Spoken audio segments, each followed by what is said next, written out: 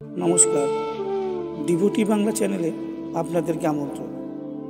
আজকে আলোচনা করব ঠাকুর রামকৃষ্ণদেবের কিছু বাণীর সংকলন, যা জীবনের সঠিক পথ প্রদর্শন করে, যা প্রতিটি মানুষের জীবনে অমৃতের সমান। তবে জেনে নেওয়া যাক অমূল্য সব বাণী, যা আমাদের জীবন পরিবর্তন করতে পারে। মনের যেমন বন্ধন আছে, তেমন মনের মুক্তিও আছে। এই সংসারে নয় তুমি ঈশ্বর প্রেমে নিজের চেতনাকে মুক্ত করবে, নয় তুমি সংসারের বন্ধনে বন্দী হবে। তোমার মনকে ভেদাভেদ শূন্য করতে শেখো, তবেই তুমি যে কোনো কাজের মধ্যেই ভক্তির রস খুঁজে পাবে। ঈশ্বর সর্বত্র বিরাজমান, তবে তার বহিঃপ্রকাশ মানুষের মধ্যে সর্বাধিক। তাই মানুষকে ঈশ্বর হিসেবে সেবা করো এবং মনের ভেদকে দূর করে সরিয়ে দাও। তোমার জীবনের লক্ষ্য শুধুই অর্থ উপার্জন নয়, তোমার জীবনের প্রকৃত উদ্দেশ্য পরমেশ্বরের সেবা ও মনের শান্তি লাভ। একটা কথা সর্বদা মাথায় রাখবে, জীবনে গুরু সবাই হতে চায়, তবে শিষ্য হবে কজন? যদি তুমি শিষ্য না হতে পারলে শিখবে কিভাবে জগতের নিয়মকানুন? তুমি জীবনে যতই সুন্দর হও আর যতই কুৎসিত, তোমার মধ্যে যদি ঈশ্বরের প্রতি ভক্তিই না থাকে, তবে সবই নিরর্থক। তোমার মধ্যে যদি ঈশ্বরের প্রতি বিশ্বাস ও নিঃস্বার্থ প্রেম থাকে, তবে জানবে তুমি সার্থক জীবনের অধিকারী। তোমার মনের মধ্যে কখনো লোভ, ক্ষোভ, হিংসা পুষে রেখো না, কারণ মন হলো মন্দির, সেখানে শুধুই থাকবে ঈশ্বরের নাম, ভক্তি, প্রেম। এ জগতে সাংসারিক বিষয়ের প্রতি মোহ মানুষকে জেদি করে তোলে, আর মোহ হলো একটি ভয়ঙ্কর বন্ধন, যা তোমায় শুধু কষ্টই দেবে।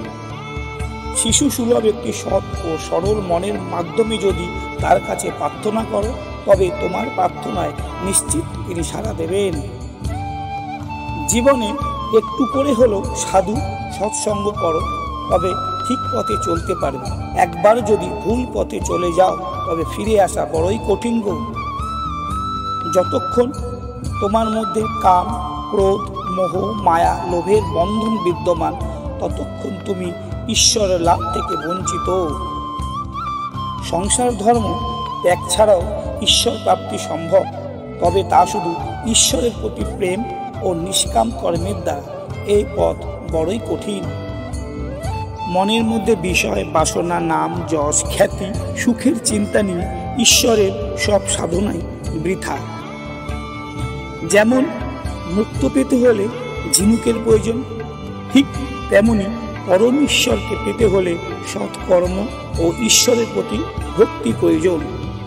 যে মানুষ কামিনী কাঞ্চনের মোহে আচ্ছন্ন, সে আর যাই হোক না কেন, সে ঈশ্বর প্রেম ও পরম আনন্দ থেকে চিরবঞ্চিত। মুখে যতই ভগবান ভগবান করো না কেন, যতদিন না তুমি সব কিছু আমার বলা ছেড়ে সব কিছুই প্রভু তোমার বলে মন প্রাণ থেকে মেনে নিচ্ছ, ততদিন শুধুই মিথ্যা ভক্ত সাজার নাটক করছো মাত্র। সাংসারিক ভোগ বাসনা কয়েক মুহূর্তের জন্য তোমায় আনন্দ এনে দিলেও কোনোদিনই শান্তি ও সন্তুষ্টি এনে দিতে পারবে না। ময়লা দর্পণে যেমন সূর্যের আলো প্রতিফলিত হয় না, ঠিক তেমনি ময়লা মনে পরম আনন্দ কখনোই প্রতিফলিত হয় না। মনকে শান্ত করতে হলে তোমার কাছে যা আছে তার জন্য ঈশ্বরকে মন থেকে ধন্যবাদ জানাও। তার সাথে প্রেমের বন্ধন তৈরি করব, দেখবে মনে অশান্তির কোথায় হারিয়ে গেছে। যদি তুমি মনকে সব কিছুর মধ্যে থেকেও নির্লিপ্ত কর্ম করতে পারো, তবেই সফলতা পাবে।